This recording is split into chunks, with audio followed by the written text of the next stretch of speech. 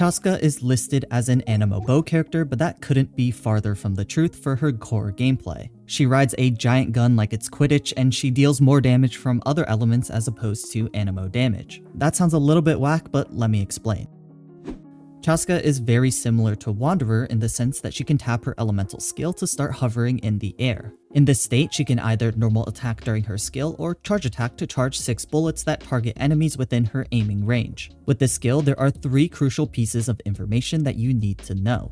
The first thing that needs to be said is that you always want to charge attack with Chaska during her skill because its damage output is so much better compared to normal attacking. The second thing that needs to be said is that contrary to what the UI during her charge attack looks like, Chaska's bullets do not actually deal AoE damage. Rather, each bullet that she loads into her gun targets one specific enemy in her aiming range, meaning she actually works best against single target bosses where you can guarantee that all 6 of her bullets will lock onto the boss. The third and final piece of info that needs to be said is that Chaska is best run with 3 teammates that are from the Pyro, Cryo, Hydro, or Electro elements. This is because for every party member that comes from one of these elements, one Anemo bullet on her charge attack will be replaced with an elemental bullet that corresponds to a party member's element instead.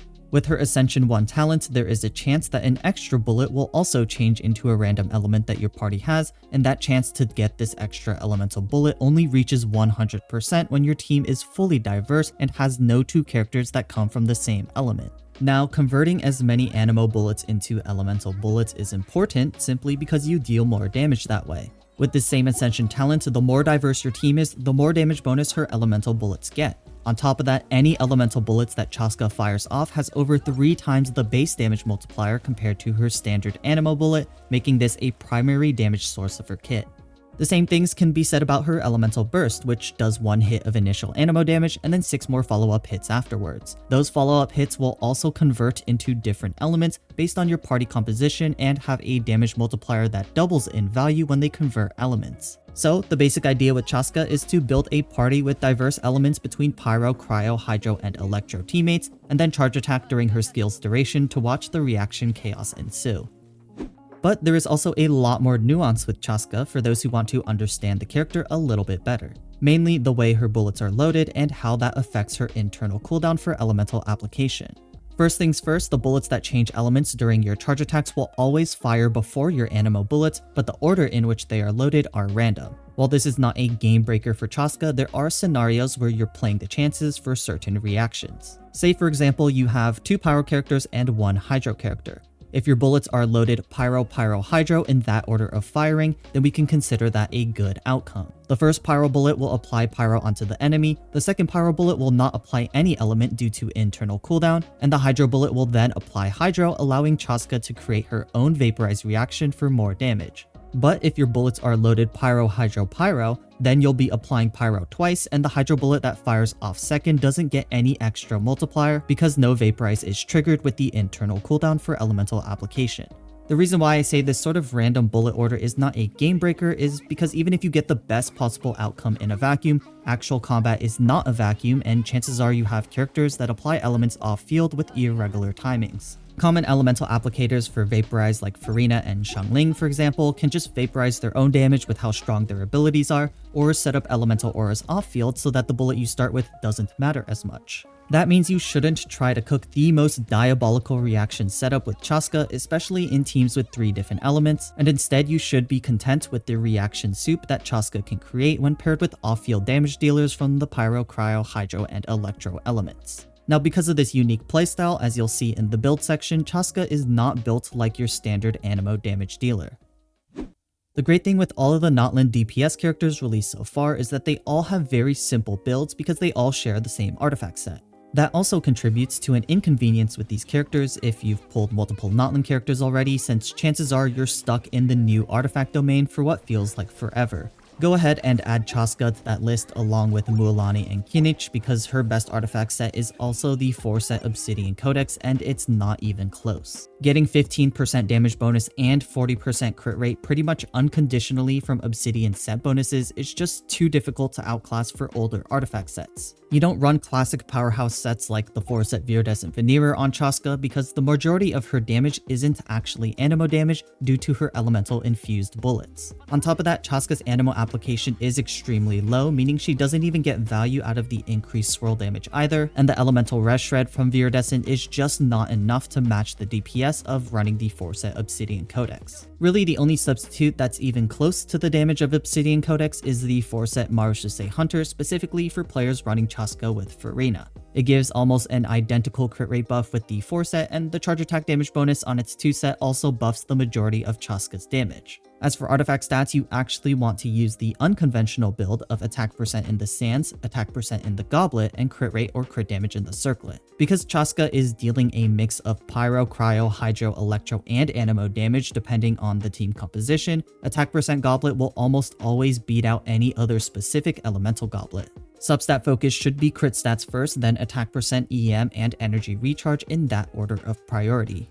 Although Chasca's burst does deal a lot of damage and has only a 60 energy cost, it can be difficult building enough energy recharge to burst every rotation. You're going to need upwards of 160% plus energy recharge to burst every rotation, since her energy generation only happens once per skill use, so it's better to just get a few energy rolls in substats to burst every other rotation and instead focus on the pure damage stats.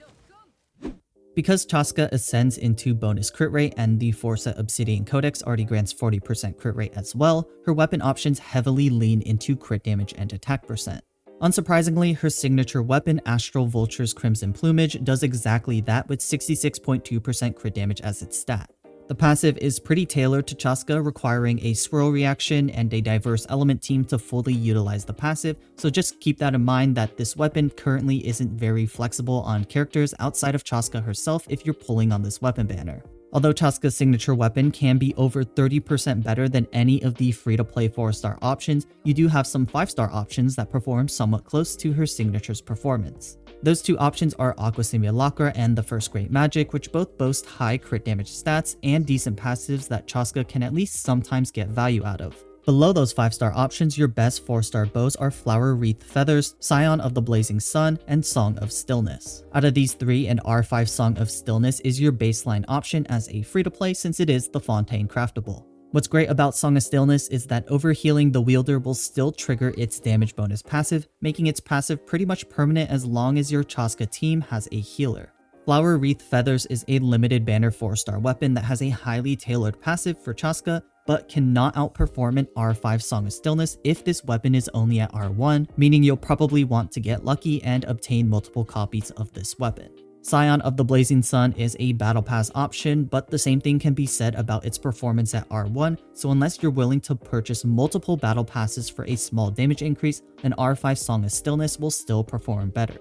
Other 4-star bows that you can run are Hamayumi, Chainbreaker, and Range Gauge, but these options perform a couple percentage points lower than an R5 Song of Stillness. Bows that you should generally avoid are high crit rate bows like Hunter's Path because you overcap on crit rate, and bows like Amos Bow or Slingshot since their passives that take into account the travel distance of a charge attack cannot be utilized with Chasca's special charge attack. Probably the biggest disappointment when it comes to Chasca is her restrictive team building. Her kit heavily incentivizes at least having 2 or if not 3 different element characters that only hail from the Pyro, Cryo, Hydro, or Electro elements, meaning you lose out on a ton of valuable support options like Shilonin, Kazuha, Sucrose, Zhongli, and more. Using any of these Anemo, Geo, or Dendro supports will make it very difficult to surpass the damage of a fully elemental diverse team with Chasca, even if you're using a strong buffer like Shilonin or Kazuha. That's why I just want to preface this team building section by saying it will be a bit restrictive and feel a little bit cookie cutter, since there really is just 2 ways to approach Chasca's team building. There's a hyper offense team for maximum damage, or a balanced team that looks to use a shielder to protect Chasca from interruption while she charges her attacks. Your highest DPS team is going to be Chasca, Bennett, Furina, and Orodon. If you eliminate options like Shilonin, Kazuha, and Sucrose, Bennett and Furina are pretty much what's left when it comes to premium buffers. Bennett is a great attack buffer for a ranged carry like Chasca who can continually play inside of Bennett's burst. Meanwhile, Furina provides a great damage percent bonus to the team on her burst, and her elemental skill can either vaporize off of Chasca's pyro application or set up Hydro to allow Chasca to vaporize on one of her pyro bullets. Orodon is the interesting unit here because he fills all of the missing gaps and is far from dead weight in this team even at just C0. First things first, his burst provides AoE electro damage for 9 seconds, which adds overload and electro charge into the reaction soup and helps make up for the lack of AoE damage that Chaska is missing. Additionally, he has some supportive capabilities with the 4-set Scroll of the Hero of Cinder City artifact set, and an Ascension talent that restores a total of 9 flat energy to Chaska while she charge attacks on field. Replacements for Orodon in this team if you don't want to build him up include Fischl, Yae Miko, or Xiangling if you're looking for raw damage, or Charlotte, who serves as one of the best budget healers for stacking Furina's fanfare stacks. However, if you're looking for a team without Furina, you can also build a balanced team that sacrifices the highest damage ceiling for comfy gameplay. Chaska is a pretty squishy character, and adding Furina only amplifies that feeling during gameplay, so a balanced team usually plays a shielder as the core duo with Chaska, plus 2 flex slots. The best shielders for Chaska are usually Layla, Diona, or C4 Yanfei because other shielders like Thoma, Xinyan, and Zhongli don't get full value out of their kits due to either Chaska's playstyle or elemental restrictions. For the teams with Chaska and a shielder as the core, you can still play Bennett and Furina in the final 2 flex slots since they are just extremely strong, but for those without Furina, you can also play pretty much any supportive options from the elements that Chaska wants to pair with. Within the cryo element, I think Shenhe and Ganyu with the 4-set Noblesse Oblige are some really interesting options that can buff the cryo bullets that Chaska fires off, while for Hydro, a Kokomi build with the Thrilling Tales of Dragon Slayer's catalyst is always a nice option to lean on for a huge attack percent buff.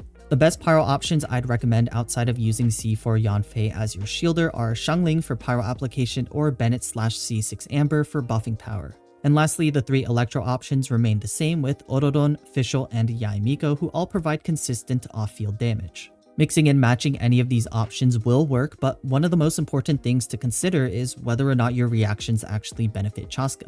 Let's say, for example, you're running a team with Chaska, 1 cryo character, and 1 electro character. You may want to consider adding a different element like a pyro character in the final slot. Doing that turns your possible reactions from just Superconduct to include Overload and Melt in the mix as well, both of which benefit Chaska much more than Superconduct's useless physical res shred.